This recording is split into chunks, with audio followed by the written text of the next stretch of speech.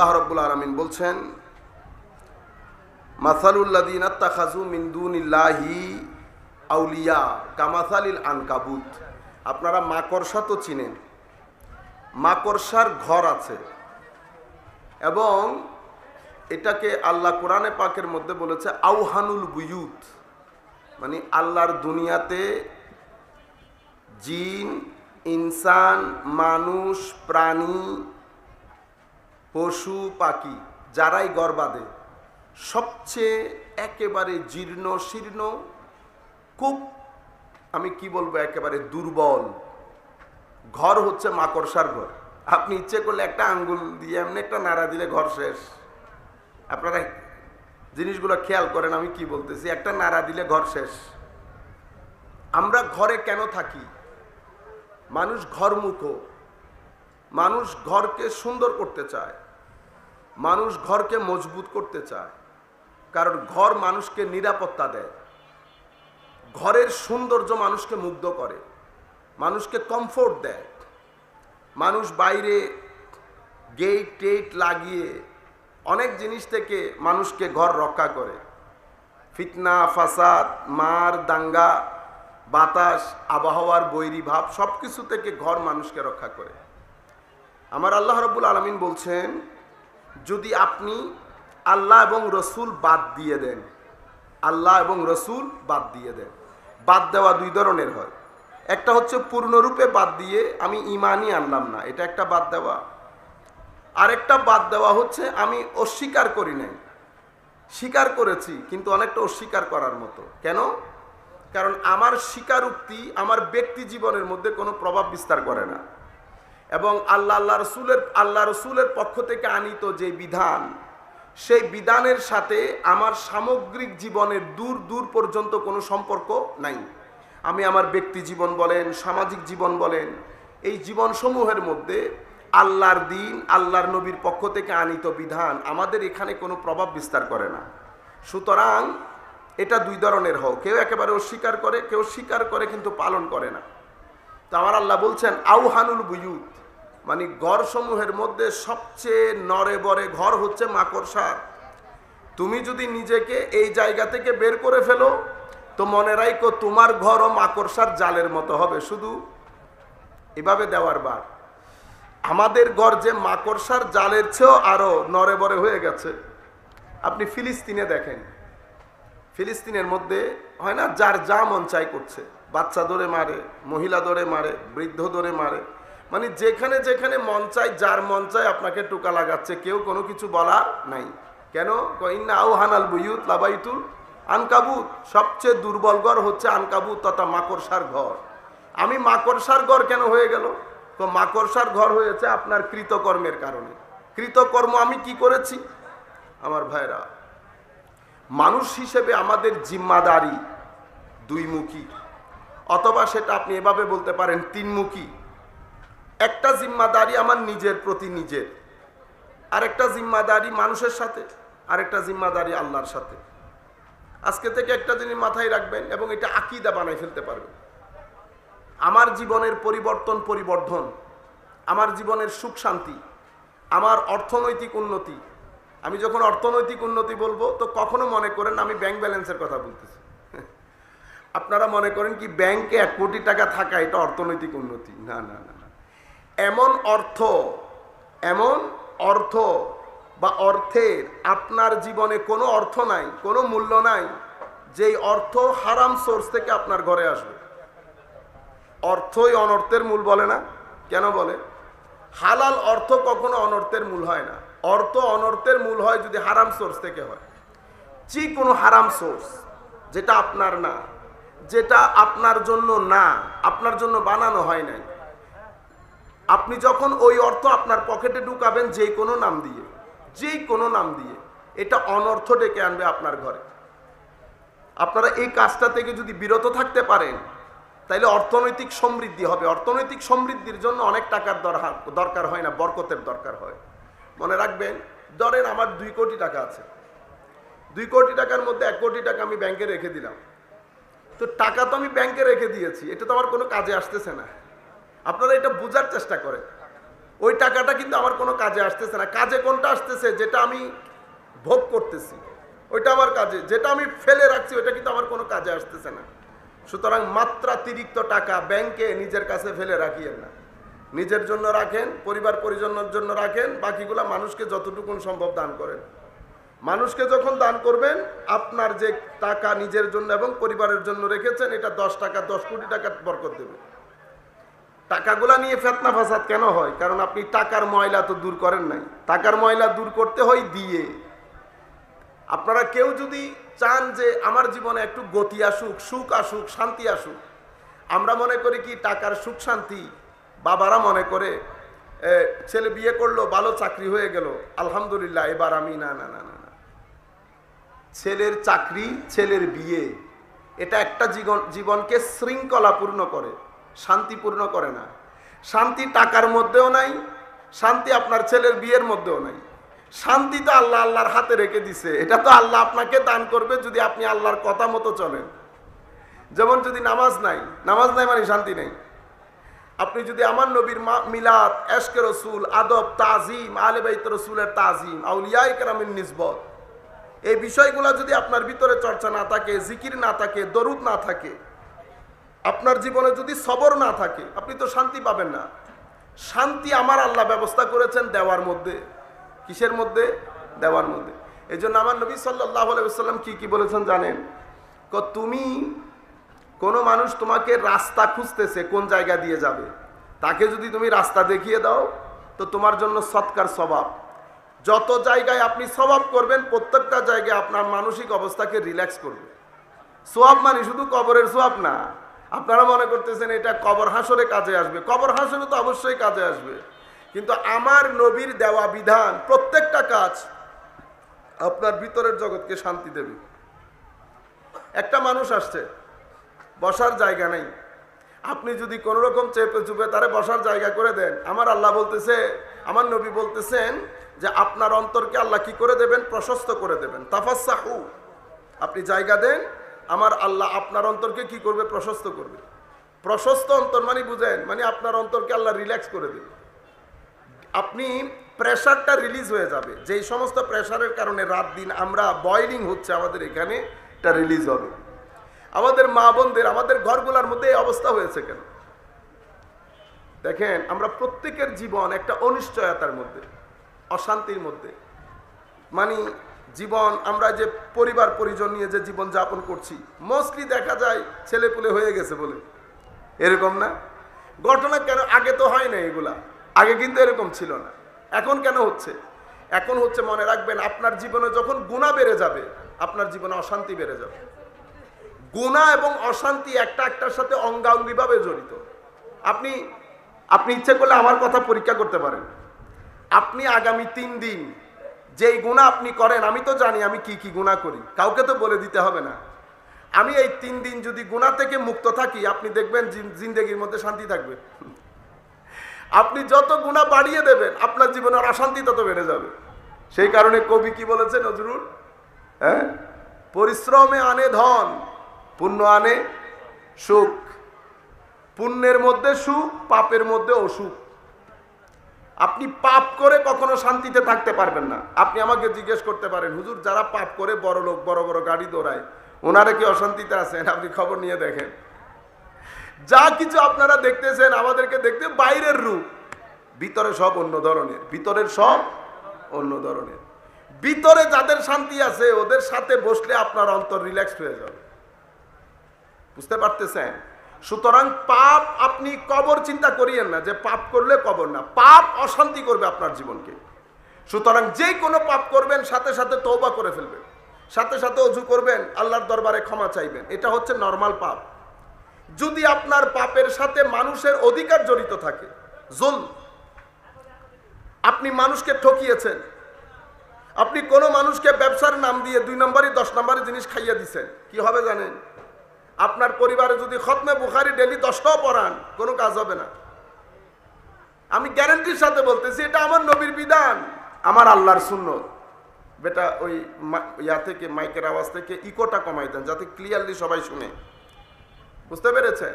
আমি আপনাদেরকে বলতে চাচ্ছি, আমরা মনে করতাম আগে যে গুনাহ করলে ওই কবরের মধ্যে দুঃখে পড়ে যাব না, কবরে তো পরে, কবরের জায়গা। আমি দুনিয়ার কথা বলতেছি আপনাকে।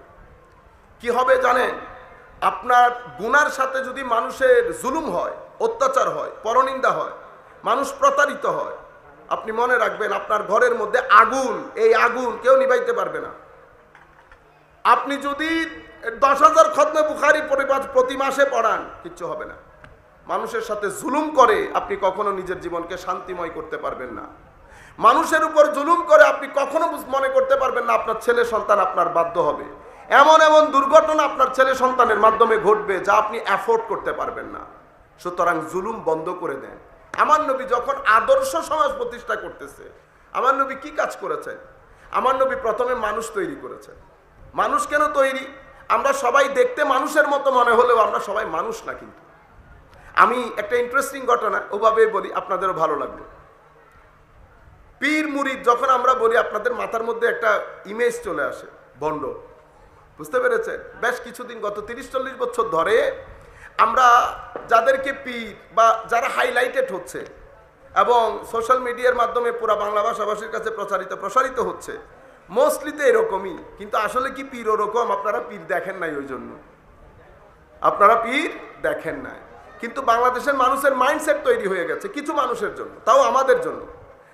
কেন? কারণ আমরা যারা পীর মুরিদির কথা বলি তারা জানি না পীর মুরিদি কি, অথবা আমরা যদি জানি তো মোস্টলি মানি না। মোস্টলি মানুষকে তৈরি করতে হয়। কিভাবে মানুষকে তৈরি করতে হয়? মানুষকে আল্লাহ রাব্বুল আলামিন অপরিসীম শক্তি দিয়ে আল্লাহ মানুষকে বানিয়েছে। মানুষের ভিতর বাহিরে অপরিসীম শক্তি।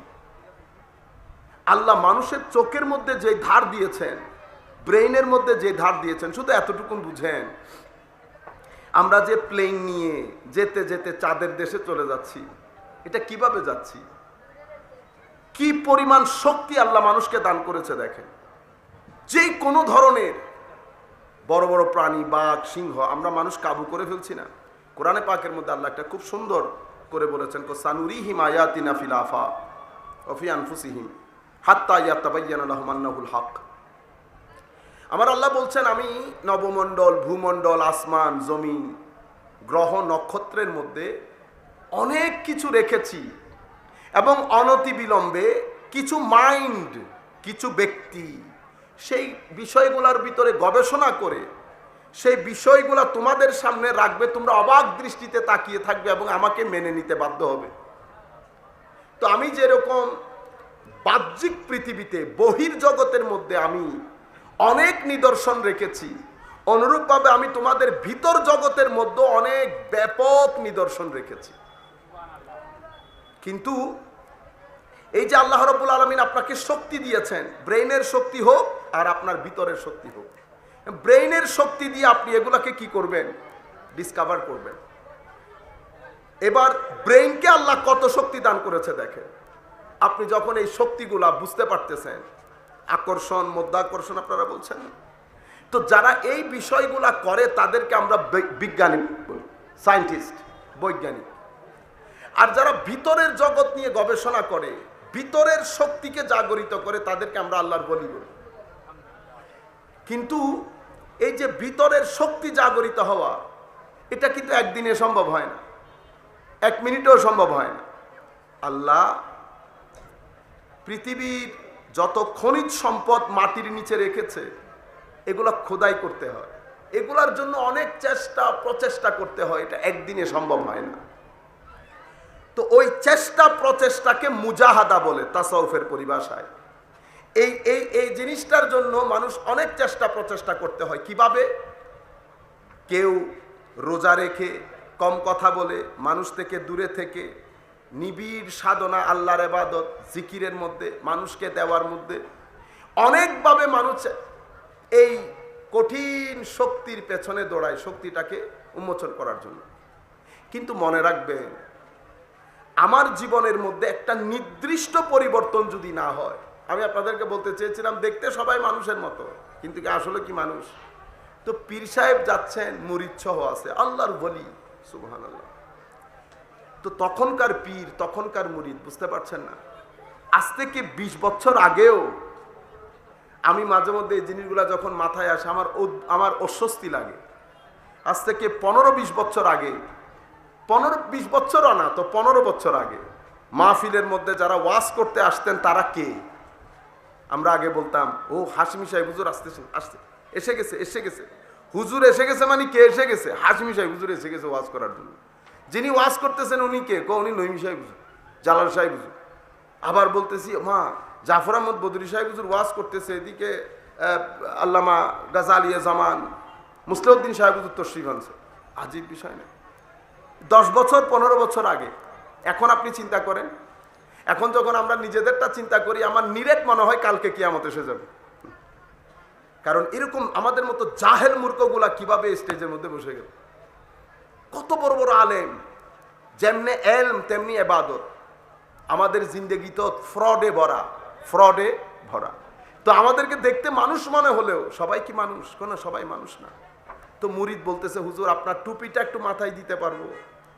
না বেটা, তুমি এটা নিতে পারবা না। হুজুর একটু করে, না তুমি নিতে পারবা না। হুজুর একটু করে দেই, আবার দিয়ে দেব। তো শেখ ওই টুপিটা মুরিদের মাথায় দিল। মুরিদের মাথায় দেওয়ার বার সে 1 লাফ দিয়ে ডানে যায়, 1 লাফ দিয়ে বামে যায়, 1 লাফ দিয়ে দেওয়ালের উপর উঠে। 2-3 মিনিট এরকম হওয়ার পরে মুরিদ তাকে ডেকে টুপিটা মাথা থেকে নিয়ে নিজের মাথায় দিল। তখন সে শান্ত হয়ে গেছে। তুমি জিজ্ঞেস করতেছেন, বেটা টুপি দেওয়ার পরে তুমি এরকম পাগলামি শুরু করলা কেন? হুজুর আমি যখন টুপি দিয়েছি আমার মনে হচ্ছিল ডান দিক থেকে সাপ আসতেছে, বাম দিক থেকে হাতি আসতেছে, এদিক থেকে কুকুরের পাল আসতেছে। আমি তো কোনো রকম নিজেকে সেভ করে পারতেছি না। আমি চিন্তা করলাম, কি আমি একটু বাজারে, মানুষের সমাজের মধ্যে বাজারে, আমার এখানে তো ইতোপূর্বে সাপ কুকুর দেখি নাই, কিন্তু আপনি টুপি দেওয়ার সাথে সাথে আমি এই ঘটনাগুলো দেখেছি। হুজুর ঘটনা কি? তখন শেখ নিজের মুরিদকে বলছেন, বেটা আমরা বাহ্যিকভাবে দেখতে সবাই মানুষ হলেও আমাদের ভিতরে আল্লাহ একটা নফস দান করেছেন। এটা এত কঠিন, এত শক্তি এটার মধ্যে। তাহাজ্জুদ পরে বান্দা শুয়েছে সিনাবর্তী নূর নিয়ে, এই নফস 2 সেকেন্ডের মধ্যে ওই ব্যক্তিকে টুইস্ট করে ফেলে। আপনি বুঝতে পারবেন না সে কোনটার ভিতর দিয়ে আপনাকে কোথায় নিয়ে লাগিয়ে দিয়েছে। আপনার হুঁশ যখন হয়েছে তখন তো ইটস টু লেট, অনেক দেরি হয়ে গেছে। এত খতরনাক এই নফস। এই কিছু নফসের ভিতরে অহংকার অনেক বেশি। অহংকারী যখন মানুষের ভিতরে অহংকার জমতে জমতে অনেক অহংকার হয়ে যায়, অহংকারী ব্যক্তি, এই যে তুমি দেখতেছো না হাতি আসতেছে, এটা হাতি ছিল না, এটা কি ছিল? মানুষ, কিন্তু তার ভিতরে অহংকারে ভর্তি। এটা তুমি হাতির রূপে দেখতে পেয়েছো। তো হুজুর সাপের মতো যাকে দেখতে পেয়েছো এটা কি? মানুষের মধ্যে কিছু মানুষের অন্তরে মুনাফেকিতে ভরা। আমরা তো কমন মানুষ, আমাদের তো এমন অবস্থা, এখন মসজিদের মধ্যে এসো আমাদেরকে অনেক আশা দিয়ে চলে যায় না? বিন্দু পরিমাণ ভয়, হায়া, গাইরত। মানুষের তো হায়া শরম হইল থাকে, হায়া শরম চলে গেলে আর মানুষ থাকে না। এবং এই যে আমি আপনাদেরকে অহংকার বললাম, আমরা তো বিভিন্ন মানুষের সাথে কথা হয়, বিভিন্ন জায়গায় যেতে হয়, কত ধরনের মানুষের সাথে আমাদের যোগাযোগ হয়। কিছু মানুষ এত অহংকার, ধরেন বাজারে তুললে কিন্তু 5 টাকাও বিক্রি হবে না। কয় টাকা? যদি এখানে আমি বাজারে তুলি আপনি 5 টাকাও মূলাবেন না, বরং মূলার দাম আরো বেশি। কিন্তু হঠাৎ করে একটা পাওয়ার, কিছু টাকা অথবা কিছু জ্ঞান, আপনি রাস্তার মধ্যে এসে বসতেছে, এখানে ধরেন তকরির চলতেছে, হুজুর স্যার মোবাইলের মধ্যে আছে, গেই তেরে দি, হ্যাঁ আয় না কেন ওয়াজ দেশি, এগুলা গরু ছাগলের কাজ না। বিন্দু পরিমাণ যাদের ভিতরে মাইন্ডসেট আছে, বিন্দু পরিমাণ কমন সেন্স, আপনি মাহফিলের ধরেন আপনাকে প্রধান অতিথি বানানো বা সভাপতি বানানো হয়েছে because of your chair or something else, এটা মজলিস। তো আপনি এই যে বেপরোয়া হয়ে গেছেন কেন? বেপরোয়া না বেহায়া কেন? অহংকারের কারণে।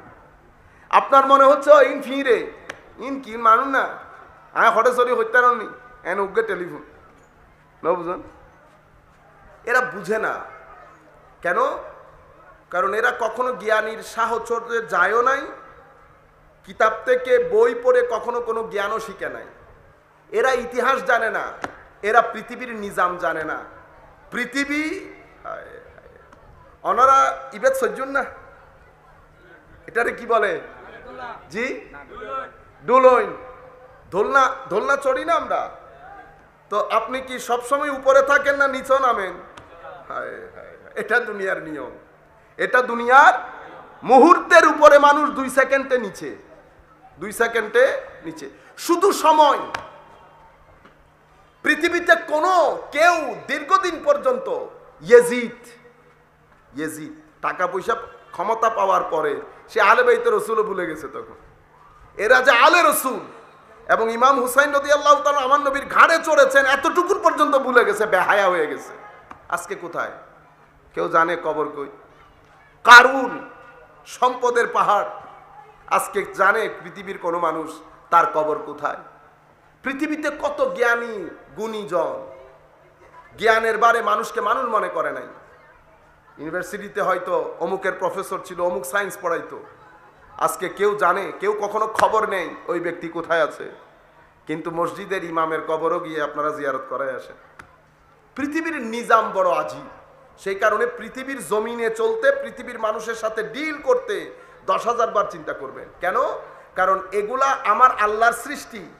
তো যারা আল্লাহর সৃষ্টি তাদের প্রতি আল্লাহর একটা সফট কর্নার থাকে, সেটা পিঁপড়া হোক, সেটা মানুষ হোক। আপনি যখন ওই সফট কর্নার মাথায় রেখে মানুষের সাথে ডিল করবেন, আমার আল্লাহ খুশি হবে। আমার আল্লাহ খুশি হলে আপনি দুনিয়ার জমিনে রিল্যাক্সড হয়ে জীবন যাপন করতে পারবেন।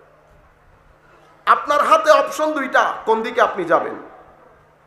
হয় আপনি আমার আল্লাহ রসুলের দেওয়া পথে চলবেন, গুনাহ করবেন না তো গুনাহ আমি না করে উপর থেকে ফেরেশতা এসে করবে, গুনাহ আমি করব। আমি 100 বার গুনাহ করে আল্লাহর দরবারে 100 বার ক্ষমা চাইবো, আমার আল্লাহ ক্ষমা করে দেবেন। কিন্তু আমি মানুষের সাথে প্রতারণা করব না, আমি জুলুম করব না, তু ম্যামে করব না, রাস্তার মধ্যে লুঙ্গি তুলে উপরে হাঁটবো না, রাতের 11টার সময় হই হই রই রই করে কথা বলে মানুষকে ডিস্টার্ব করব না, কোনো কলেজের সামনে দাঁড়িয়ে আমার মা বোনদেরকে ডিস্টার্ব করব না, ইফটিজিং করব না। এই ঘটনাগুলো যদি আপনি আপনার জীবনে ঘটান, প্রথম যে দুর্ঘটনাটা ঘটবে সেটা হচ্ছে আপনার জীবন অসম্ভব অসম্ভব অসম্ভব অশান্তির হয়ে যাবে।